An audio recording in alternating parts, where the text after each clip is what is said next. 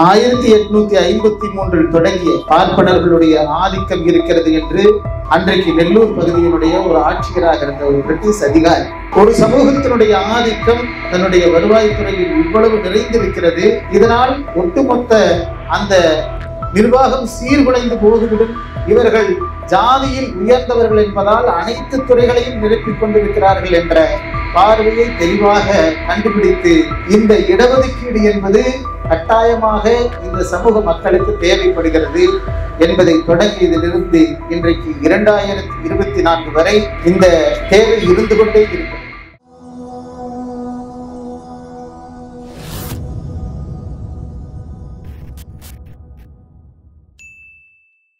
இந்த தீர்ப்பு என்பது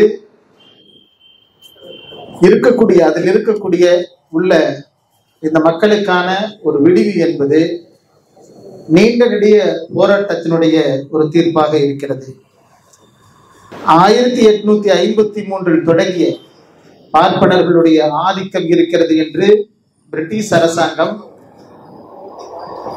ஒரு நெல்லூர் மாவட்டத்தினுடைய அன்றைக்கு நெல்லூர் பகுதியினுடைய ஒரு ஆட்சியராக இருந்த ஒரு பிரிட்டிஷ் அதிகாரி, ஒரு சமூகத்தினுடைய ஆதிக்கம் தன்னுடைய வருவாய்த்துறையில் இவ்வளவு நிறைந்திருக்கிறது, இதனால் ஒட்டுமொத்த அந்த நிர்வாகம் சீர்குலைந்து போகுவிடும் என்ற ஒரு துல்லியமான பார்வையோடு இங்கு யாரெல்லாம் வாழ்கிறார்கள், எப்படிப்பட்ட மக்கள் வாழ்கிறார்கள், அவர்களுக்கான பிரதிநிதித்துவம் என்ன இருக்கிறது, ஏன் அவர்கள் ஒதுக்கப்படுகிறார்கள் என்பது, இவர்கள் ஜாதியில் உயர்ந்தவர்கள் என்பதால் அனைத்து துறைகளையும் நிரப்பிக் கொண்டிருக்கிறார்கள் என்ற பார்வையை தெளிவாக கண்டுபிடித்து இந்த இடஒதுக்கீடு என்பது கட்டாயமாக இந்த சமூக மக்களுக்கு தேவைப்படுகிறது என்பதை தொடங்கியதிலிருந்து இன்றைக்கு 2024 வரை இந்த தேவை இருந்து கொண்டே இருக்கிறது.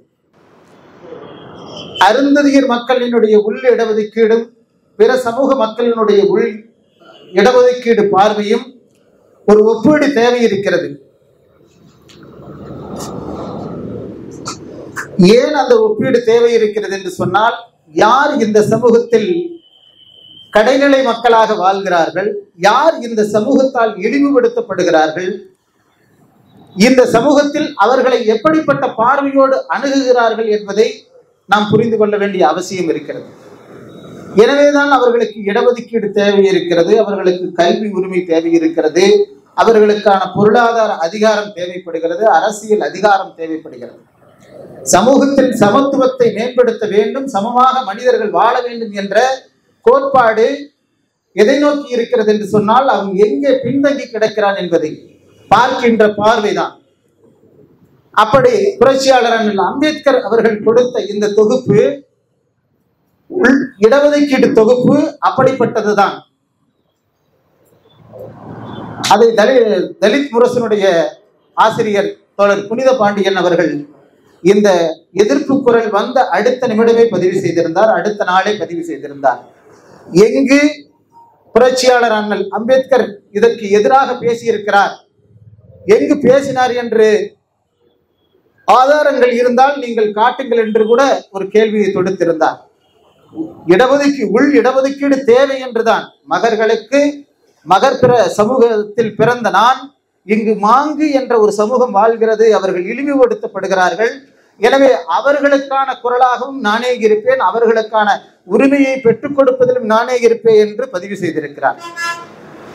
இப்படிப்பட்ட இந்த சூழ்நிலையில் தான் இன்றைக்கு விடுதலை சிறுத்தைகளின் கட்சியினுடைய நாடாளுமன்ற உறுப்பினர் பொதுச் செயலாளர் தோழர் ரவிக்குமார் அவர்கள் இந்த இடஒதுக்கீடு முறை என்பதே தவறு, மாநில அரசுக்கு இந்த அதிகாரத்தை வழங்கக்கூடாது என்ற கருத்தை வைத்திருக்கிறார். இந்த இடஒதுக்கீடு என்பது ஏதோ நேற்றோ இன்றோ அல்லது ஒரு வருடத்துக்கு முன்போ வந்தது அல்ல. 2009 தொடங்கி இன்றைக்கு 2024 வரைக்கும் தமிழ்நாட்டில் நீடித்துக் கொண்டிருக்கிறது. அதற்கு முன்பு சென்று அருந்ததியர் மக்களுடைய, இளைஞர்களுடைய கல்வி, வேலைவாய்ப்பு, பொருளாதார முன்னேற்றத்தை ஒரு பட்டியல் எடுத்தால், அதன் பின்பு இன்றைக்கு ஒரு ஆய்வு பட்டியலை எடுத்தால் எவ்வளவு மாற்றம் நிகழ்ந்திருப்பது என்பதை நாம் கவனமாக தெரிந்து கொள்ளலாம். நேற்றைக்கு வரைக்கும் இந்த தெருவில் இந்த தெருவை தூய்மை செய்து கொண்டிருக்கக்கூடிய ஒரு தொழிலாளியினுடைய மகனோ மகளோ இந்த சமூகத்தில் இந்த 2009க்கு முன்பாக அவர்கள் என்ன வேலை செய்து கொண்டிருந்தால் எப்படி வாழ்ந்திருப்பார் என்று நீங்கள் சென்று பாருங்கள். அவர்கள் மீண்டும் இந்த தூய்மை தொழிலாளர்களுக்காக 12வது முடித்தோ அல்லது 10ஆம் வகுப்போடு நின்றோ மீண்டும் இந்த தூய்மை தொழிலாளி இந்த பணிக்கு தான் வந்திருப்பார். ஆனால் நேற்று கூட நகராட்சி ஆணையராக ஒரு தூய்மை தொழிலாளியினுடைய மகள் நகராட்சி ஆணையராக சென்றிருக்கிறார். உள்ள ஒதுக்கீட்டினுடைய அந்த பையன் ஒரு தூய்மை தொழிலாளி அந்த நகராட்சியில் பணி செய்கிறார். தன் மகள் ஆணையராக அந்த நகராட்சிக்கு பணி நியமனம் பெற்று வந்திருக்கிறார் என்பது இந்த அரசினுடைய சாதனையாகத்தான் நான் பார்க்கிறோம்.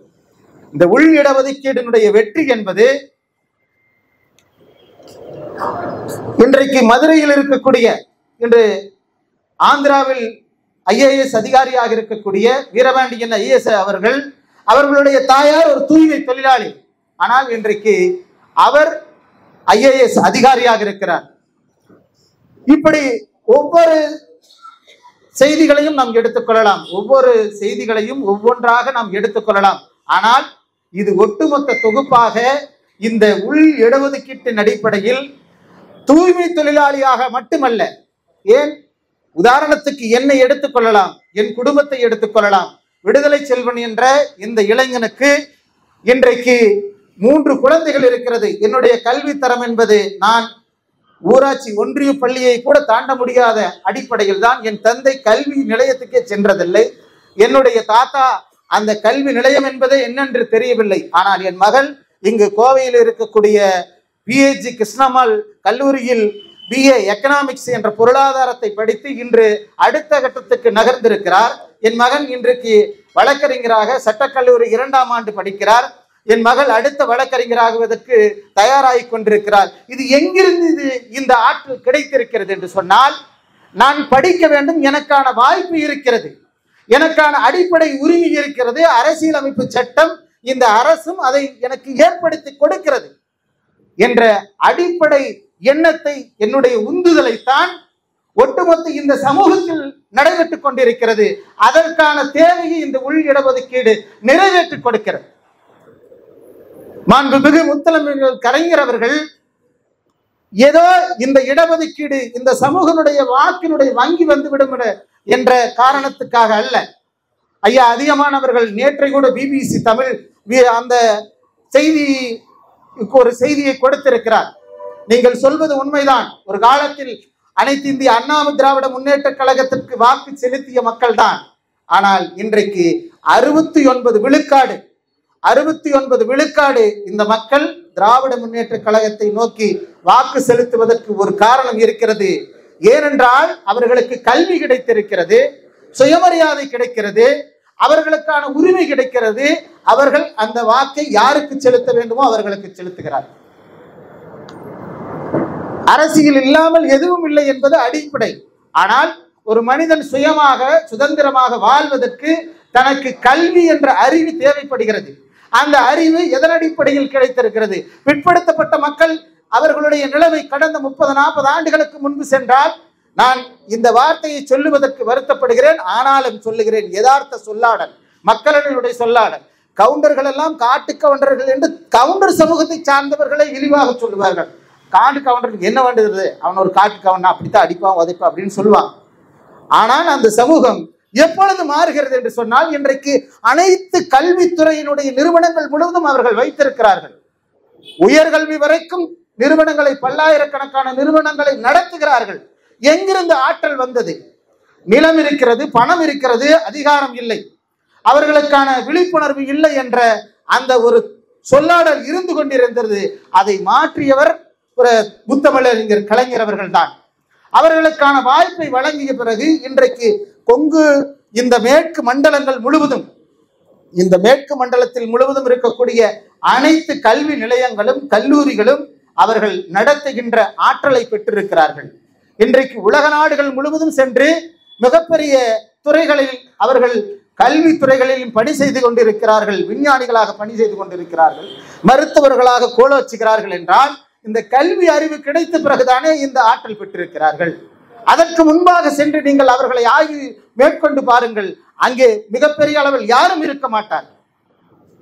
இப்படிப்பட்ட ஒரு சமூக மாற்றத்தை, சமூக சிந்தனையை, இப்படிப்பட்ட ஒரு மிக மனிதநேயத்தை இந்த மண்ணுக்கு, இந்த மக்களுக்கும் கொடுத்திருக்கக்கூடிய இந்த உள் இடஒதுக்கீடு என்ற ஒரு மிகச்சிறப்பான இந்த தீர்ப்பை இன்று அரசியலுக்காக, ஒரு தனிப்பட்ட நோக்கத்திற்காக, வாக்கு வங்கிக்காக அவர்கள் செய்கின்ற இந்த விமர்சனம், ஏற்கனவே இது ஒரு செய்தியாக நான் சென்னை வரை இந்த தனிப்பட்ட முறையில் பெரியார் உணர்வாளர்கள் கூட்டமைப்பு என்ற ஒரு கூட்டமைப்பு தொடர்ந்து அண்ணன் ராமகிருஷ்ணன் அவர்கள் தலைமையிலும், அண்ணன் கொளத்தூர்மணி அவர்கள் தலைமையிலும், தமிழ்நாடு முழுவதும் பல்வேறு தலைவர்கள் அதில் கூட்டு இயக்கத்தோடு செயல்பட்டு கொண்டிருக்கக்கூடிய அந்த தளத்தில் இருந்தவர், கும்பகோணத்தைச் சேர்ந்த குடந்தை அரசன் என்பவர்கள் உச்ச நீதிமன்றத்தில் ஒரு வழக்கு தொடுத்தார். இந்த உள் இடஒதுக்கீடு வழங்கக்கூடாது என்று சென்று உச்ச நீதிமன்றத்தில் வழக்கு தொடுத்தார். அப்பொழுது ஆதித்தமிழர் பேரவையினுடைய நிறுவனர் தலைவர் அவர்கள் ஒரு செய்தியை அண்ணன் கொளத்தூர்மணி அவர்களிடத்தில் சொன்னார். இது தந்தை பெரியார் உணர்வாளர்களின் கூட்டமைப்பாக இருக்கிறது. பெரியாரின் பெயரில் இயங்குகின்ற இந்த கூட்டமைப்பில் இந்த சமூகத்திற்கு ஒரு இடஒதுக்கீடு வழங்கக்கூடாது என்ற ஒரு நபர் சென்று உச்ச நீதிமன்றத்தில் வழக்கு தொடுத்திருக்கிறார். அவரை எப்படி நம்மோடு இயங்க முடியும்? அதை நீங்கள் பரிசீலனை செய்ய வேண்டும் என்று கேட்டுக்கொண்டதன் அடிப்படையில் சென்னையிலே ஒரு கூட்டம் நடைபெற்றது. அண்ணன் கொளத்தூர்மணியன் அவர்களின் தலைமையிலும் அங்கே வந்திருந்த தலைவர்கள் மே 17 இயக்கத்தை சார்ந்த திருமுருகன் காந்தி அவர்களும், இன்று தமிழ் புலிகளினுடைய தலைவர் நாகை திருவள்ளுவன் உள்ளிட்ட தலைவர்கள் எல்லாம் வந்திருந்தார்கள். அதில் ஐயா வாலசா வல்லவன் அவர்களும் வந்திருந்தார்கள். இப்படி ஏராளமான தலைவர்கள் வந்திருந்தார்கள். ஆனால் அங்கே வந்திருந்த தலைவர்களை கூட ஆதிதிராவிடர் பறையர் சமூகத்தை சார்ந்த பேராசிரியர்கள், கிட்டத்தட்ட ஒரு 10க்கும் மேற்பட்ட பேராசிரியர்கள் அங்கே வந்திருந்தார்கள். அவர் சொன்ன வாதங்கள் தான் எனக்கு மிகப்பெரிய அதிர்ச்சியாக இருந்தது. எனக்கு பேரவையினுடைய தலைவர் அவர்கள் சொல்லி அனுப்பியிருந்த செய்தி, நீங்கள் அங்கு எந்த வாதமும் செய்ய வேண்டியதில்லை. தலைவர் கொளத்தூர்மணி அவர்கள் உங்கள் ஆதித்தமிழர் பேரவையினுடைய நிர்வாகியாக இருந்து அங்கே என்ன சொல்ல வேண்டுமோ அதை சொல்லுவார். நீங்கள் கூட்டத்தை கவனித்து விட்டு சென்று வாருங்கள் என்று சொல்லி அனுப்பியிருந்தார்.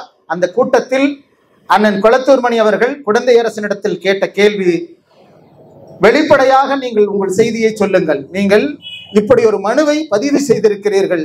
ஒன்று, அந்த மனுவை திரும்ப பெற்றுக்கொள்ளுங்கள்.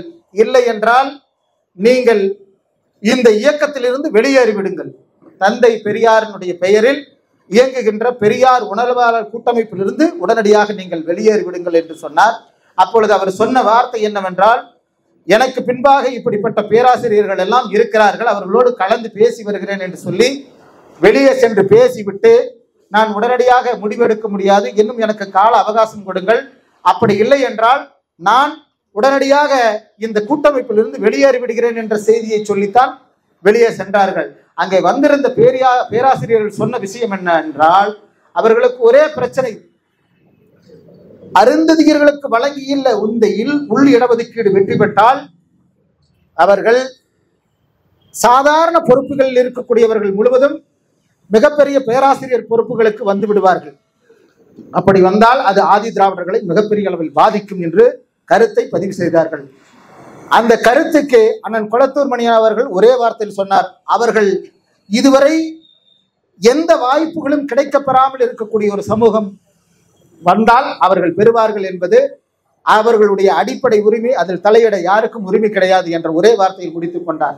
எனவே இந்த செய்தியை நான் ஏன் என்று இந்த நேரத்தில் சொல்லுகிறேன் என்றால், அன்றைக்கே தோழர் ரவிக்குமார் தலைமையில் கிட்டத்தட்ட 60க்கும் மேற்பட்ட பறையர் இயக்கங்கள் ஒன்று சேர்க்கப்பட்டதாகவும், அந்த இயக்கங்களெல்லாம் கொடுத்த அழுத்தம் தோழர் ரவிக்குமார் அவர்கள் அருந்ததியர் உள் இடஒதுக்கீடுக்கு ஏதோ இன்று மட்டுமல்ல, இன்று திடீரென்று அவர் தோன்றவில்லை.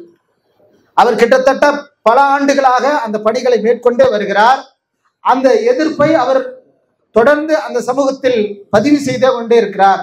ஆனால் தற்போது விடுதலை சிறுத்தைகளின் கட்சி தலைவர் தொல் திருமாவளவன் அண்ணன் அவர்கள் மூலமாக இந்த செய்தியை பரப்ப வேண்டும், இந்த செய்தியை நஞ்சை விதைக்க வேண்டும் என்று முயற்சி எடுத்திருக்கிறார். நிச்சயமாக அதில் அவர் வெற்றி பெற மாட்டார். சமூக நீதி என்பது இந்த சமூகத்தில் நிச்சயமாக அது வெற்றி அடையும். உள் இடஒதுக்கீடு வெற்றி பெறும்.